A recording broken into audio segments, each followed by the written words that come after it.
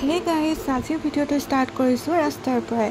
আৰু ঘৰৰ পৰা ওলাওঁতে বতৰটো খুবেই ধুনীয়া আছিলে। এজাক বতাহো মাৰি আছিলে, ধুনীয়াকৈ অলপ অলপ ৰ'দো দি আছিলে। আৰু চাওকচোন, অলপ দূৰ আহিয়ে দেখিলোঁ ৰাস্তাত বহুত ডাঙৰকৈ এজাক বৰষুণ দিছে। একোৱেই দেখা পোৱা নাই। আৰু গুৱাহাটীত জানেই নহয়, এজাক বৰষুণ দিলে গোটেই ৰাস্তা পানী হৈ যায়। আৰু আমি 4জন ওলাইছিলোঁ তেজপুৰলৈ বুলি। আৰু মনতে ভাবি আহিছোঁ, তেজপুৰ আহিছোঁ যেতিয়া ৰাস্তাতে নগাঁৱত শিৱ মন্দিৰত সোমাই যাম।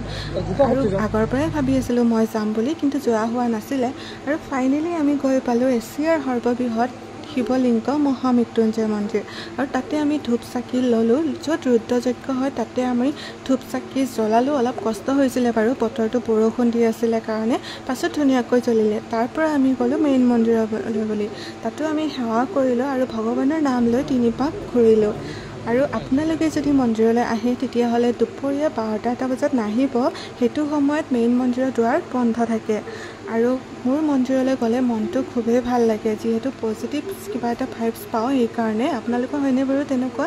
আৰু ইয়াৰ পৰা ওলাওঁতে সন্ধিয়া হৈ গৈছে। আৰু মই এটাই প্ৰাৰ্থনা কৰিছোঁ যে মহামৃত্যুঞ্জয় আপোনালোকৰ লগতে যাতে আমাকো ভালে ৰাখে, তাৰ কাৰণে আশীৰ্বাদ কৰিব আপোনালোকে। আৰু আমি ইয়াৰ পৰা ওলাওঁতে ৰাতিয়ে হৈ গ'ল। তেজপুৰলৈ বিশেষ কাম এটাৰ কাৰণে আহিছোঁ আৰু তাতে আমি হোটেল ল'ব লগা হ'ল। আৰু আহোঁতে ৰাস্তাত মানুহবোৰ দেখি ইমান বেয়া লাগিছে, বানপানীৰ কাৰণে গোটেই ৰাস্তাতে থাকিব লগা হৈছে। আৰু আজিৰ ডিনাৰটো ইয়াতেই কৰিলোঁ। আজিলৈ বাই, কাইলৈ আকৌ লগ